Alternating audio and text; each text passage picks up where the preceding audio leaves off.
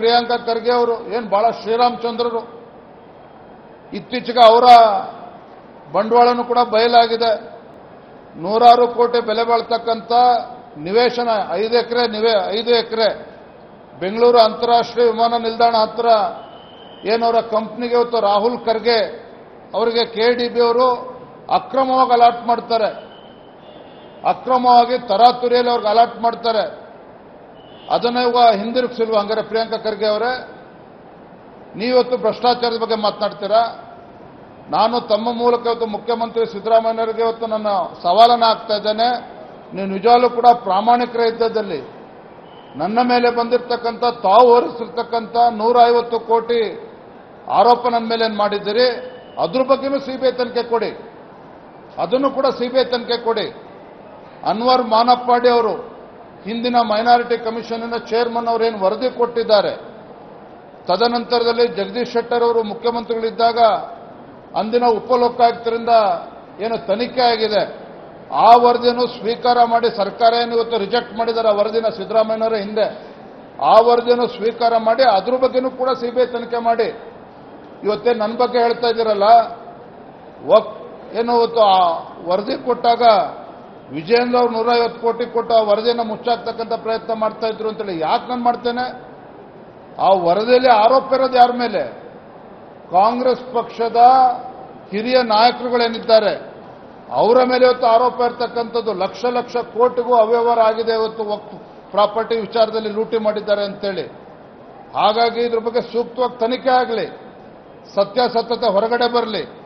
ಮತ್ತೇನು ಮುಖ್ಯಮಂತ್ರಿಗಳು ಸತ್ಯ ಹರಿಶ್ಚಂದ್ರರು ಅಂತೇಳಿ ಮಾತನಾಡ್ತಾ ಇದ್ದಾರಲ್ಲ, ತಮ್ಮ ತಟ್ಟೆಯಲ್ಲಿ ಇವತ್ತು ಸತ್ತಿರ್ತಕ್ಕಂಥ ಹೆಗಣ ಬಿದ್ದಿದೆ, ಇವತ್ತು ನಮ್ಮ ಮೇಲೆ ಆರೋಪ ಮಾಡ್ತಾರೆ ಪ್ರಿಯಾಂಕಾ ಖರ್ಗೆ ಅವರು, ಸಿದ್ದರಾಮಯ್ಯನವರು.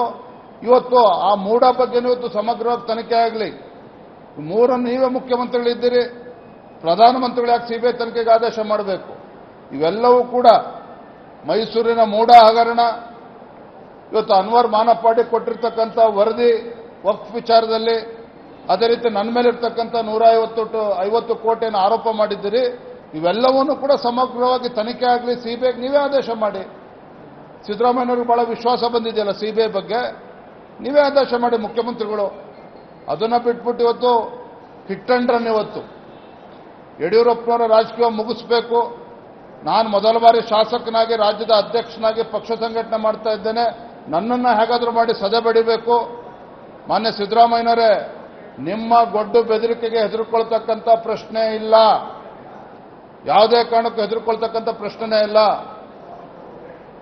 ಹಾಗಾಗಿ ಈ ರೀತಿ ಕಳ್ಳ ಆರೋಪಗಳನ್ನು ಮಾಡೋದನ್ನು ಬಿಟ್ಟು ಸದನದಲ್ಲಿ ಇವತ್ತು ಗೌರವವಾಗಿ ಉತ್ತರ ಕರ್ನಾಟಕದ ಬಗ್ಗೆ ಚರ್ಚೆ ಮಾಡಿ, ರಾಜ್ಯದಲ್ಲಿ ಇವತ್ತೇನು ಬಾಣಂತಿಯರ ಸಾವಾಗಿದೆ, ಶಿಶುಗಳ ಮರಣ ಆಗಿದೆ, ಅದ್ರ ಬಗ್ಗೆ ಚರ್ಚೆ ಮಾಡಲಿ.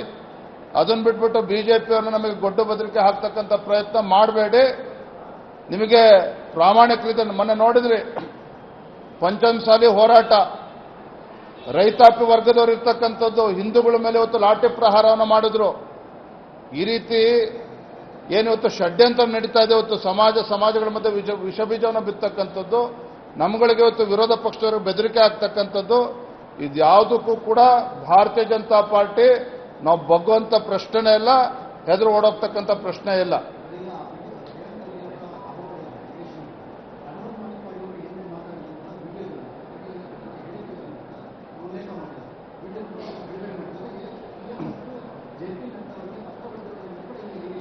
ನೋಡಿ, ಹಿಂದೆ ಅನ್ವರ್ ಮಾನಪ್ಪಾಡಿ ಅವರು ಏನು ಆರೋಪ ಮಾಡಿದ್ದಾರೆ, ನಿನ್ನೆ ದಿನ ಏನು ಹೇಳಿದ್ದಾರೆ, ಇವೆಲ್ಲವನ್ನು ಕೂಡ CBI ತನಿಖೆ ಕೊಡಿ ಅಂತ ಹೇಳ್ತಾ ಇದ್ದೀನಲ್ಲ. ಅದ್ರ ಜೊತೆಗೆ ಅನ್ವರ್ ಮಾನಪ್ಪಾಡಿ ಕೊಟ್ಟಿರ್ತಕ್ಕಂಥ ವರದಿ ಬಗ್ಗೆನೂ CBI ತನಿಖೆ ಕೊಡಿ.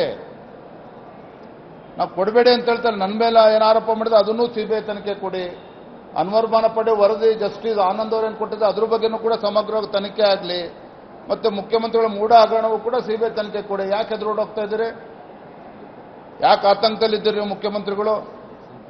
ಇವತ್ತು ಎಕ್ಸೈಸ್ ಹಗರಣ ಆಗಿದೆ, ಅದ್ರ ಬಗ್ಗೆನೂ ಕೂಡ CBI ತನಿಖೆ ಕೊಡಿ. ಹಾಗಾದ್ರೆ